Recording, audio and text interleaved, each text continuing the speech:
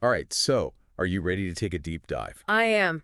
Okay, great. Always ready for a deep dive. Today we're going to be checking out The Perfect Home. Okay. It's by Daniel Kenitz. Mm-hmm. And just for you. Just for us. Just for you, listener. Oh, yeah, just for them. We've sifted through this novel. Okay. And we've tried to unearth its most captivating elements. That's great. So you can think of this as a sneak peek. Sneak peek. Will leave you craving more. Ooh, I love that. Hopefully, yeah. Yeah. It's a clever blend of genres. I would say it's almost like, Like what? like HGTV meets Oh, interesting. psychological thriller. Okay, yeah. The story centers on Wyatt and Dawn Decker, Okay. the seemingly perfect couple behind the hit home renovation show, Yeah. Perfect Home. The Perfect Home. But as we all know, appearances can be deceiving. That's right.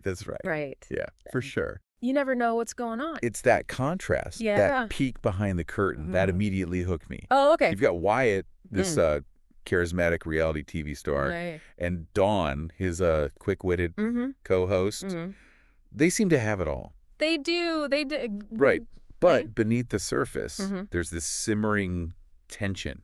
Okay. This sense that something isn't quite right. I see, yeah. Yeah. Their struggle with infertility is a big part of it. Okay. Wyatt's desperate for a child, but Dawn's hesitant about adoption. Yeah. And then there's the added complication of Wyatt secretly using this banned fertility treatment. Ooh, okay, this sounds interesting. Called Angstrom Supplement B. Angstrom Supplement B. Your ASB. ASB, okay, got it. That's short. Okay, the ASB is where things get really interesting. Yes. Yeah. It is. It's shrouded in mystery. Yeah, a lot of mystery. It has all these potentially dangerous side effects. And you immediately get the feeling that it's going to play a significant role in the story. Oh, absolutely. Yeah. It speaks volumes about Wyatt's character. The author doesn't just throw it in there for shock value. Right. The use of ASB, it reveals a certain recklessness. Okay. A willingness to push boundaries. Yeah. Even if it means putting himself or others at risk. And that's what makes it so compelling. Exactly. You start to question everything. Yeah. About Wyatt's motivations. Yeah. Is he really truly driven by a desire to be a father? Or is it all about maintaining this perfect image? Yeah. This facade of a happy family. Right, because that plays into the whole, yes, the perfect home thing. Yeah, exactly. It's all very well-crafted. Right. That question of public image versus reality is at the heart of the novel. So?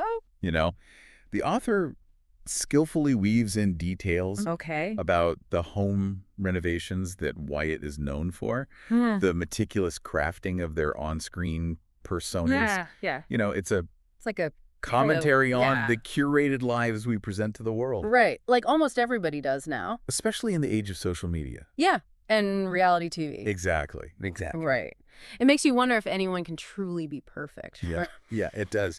And speaking of cracks in the facade, things take a dramatic turn when Dawn is involved in a serious accident. Oh, okay. Yeah. Okay. So a hit and run. Outside an antique store. Oh, no. Lands Dawn in the hospital. Wow. And this becomes a turning point in the story. Okay. Suddenly, everything starts to unravel. Oh. Dawn begins to question Wyatt's sanity. Ooh. His actions become increasingly erratic. Okay. And you're left wondering if he's a victim of the ASB side effects. Or if something far more sinister is at play. So she doesn't know if it's the ASB. Right. Or if he's just a bad guy. Or maybe both, Oh, wow. That's a good point. Right. That's really interesting. It gets you thinking. It's like the accident, that just throws fuel on the fire. Oh, wow. It's like the trauma awakens this sense of suspicion in Dawn. Okay. And she starts to notice things about Wyatt. Oh, like what? That she'd overlooked before, All like right. little inconsistencies, unsettling behaviors, Yeah, all magnified by her vulnerability and the lingering effects of the ASB. Right. So that's where the psychological thriller aspect really kicks in. Exactly. It's like the author just expertly ratchets up the tension, dropping hints, planting seeds of doubt. Okay. You're constantly trying to decipher what's real, what's paranoia, and what's a genuine threat. It's like, is he crazy? Right. Or is he dangerous? Exactly. Exactly. Yeah. And the way the narrative shifts between Dawn and Wyatt's perspectives, it adds this delicious layer of complexity. Oh, I like that. Right. You're privy to both their inner thoughts, their fears, their justifications. And it becomes increasingly difficult to discern who's telling the truth.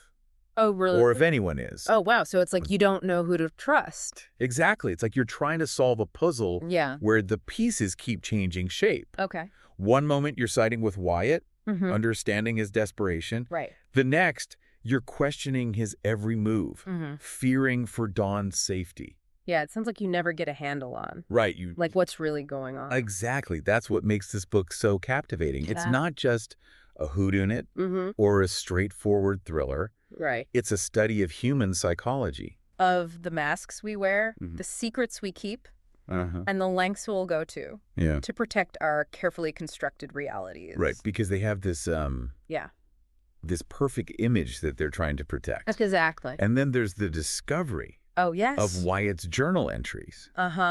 Talk about a game changer. Oh, this huge. Yeah. These entries, they offer glimpses into his darkest thoughts, his twisted desires. And suddenly everything about him just seems suspect. So he's not just desperate to have a child. Right. He might be. Yeah, there's something more sinister. A little more there. Going on. Yeah, it's disturbing. The journal entries are brilliant. They are. Yeah. They're so well done. Because they don't explicitly reveal Wyatt's plans or intentions. Instead, they offer these fragmented, unsettling glimpses, allowing the reader's imagination to run wild. So, like, it's scarier. Oh, it's so much. Because you're so great. imagining what it could be. Yes. Yeah. You're left to piece together his motivations. Right. His endgame, and it's chilling. It makes you realize how much we rely on trust. Oh, absolutely. In our relationship. Yes, so much. And how easily that trust can be eroded by secrets and hidden agendas. Yeah, Right. Sadly. And with each passing chapter, the chasm between Wyatt and Dawn widens. Yes.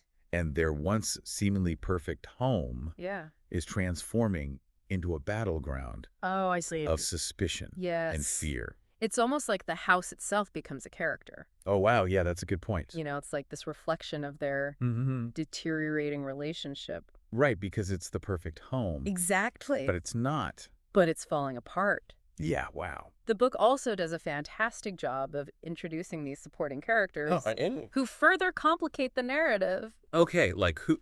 So you have Victoria, Dawn's seemingly supportive best friend, who harbors her own ambitions and a secret connection to Wyatt. Oh, so like a love triangle. It's not quite that straightforward. Okay. You know, it's more about the power dynamics and manipulation. It makes you wonder about the nature of female friendships, doesn't it? Yeah, it does. Is there genuine support there? Right. Or is it all tinged with a bit of envy? Yeah. Competition. A little bit. Especially in a world where image is everything. Exactly. Especially with the reality TV backdrop. Yeah. It just adds that extra layer. And Victoria's connection to Wyatt adds this whole other layer of intrigue. Oh, yeah, for sure. You start questioning her motives, wondering if she's, playing both sides. Yeah. Fueling the flames of discord between Dawn and Wyatt. Yeah, right. For her own gain. Interesting. Then you have Alice. Alice, yes. Dawn's loyal... empathetic friend who offers a stark contrast to Victoria. Yes, Alice represents that genuine connection. Right. That unwavering support. Yeah. That Dawn desperately needs as her world crumbles around her. Like she needs a friend. She does. Yeah. Alice is kind of the voice of reason, grounding Dawn amidst all the chaos. Yeah. But she also has her own vulnerabilities, Right. Her own emotional baggage, which makes her, I think, a very relatable character. Okay, yeah. She's not perfect. Right. But she's there for her friend. Yeah, it's a good balance. Yeah. Then, and let's not forget Tim Fremont. Oh, Tim Fremont. Dawn's estranged father figure. Right. His reappearance in her life is shrouded in mystery. It is, yeah. Like, what's he doing there? His motives are unclear. Right. We know that his past relationship with Dawn is complex. And you're constantly left wondering what role he'll play in the unfolding drama. Ooh. Okay, so another wild card. Yeah, he's definitely a wild card. It's all these layers, these intricate relationships that elevate the perfect home beyond your typical thriller. Yes, it goes much deeper. Right. You're not just following a plot. Exactly. You're delving into the complexities of human nature, exploring the motivations behind the character's actions. It makes you think. Questioning the very foundations of trust and loyalty. Absolutely. And while I won't spoil the ending for you, I will say that the author delivers a satisfying resolution that leaves you pondering the themes long after you finish the book. I like that. So it's not like you finish it and you're like, well, that was that. Right. It stays with you. And you forget about it. It makes you think. Okay. It's not a neat and tidy conclusion, I'll say that.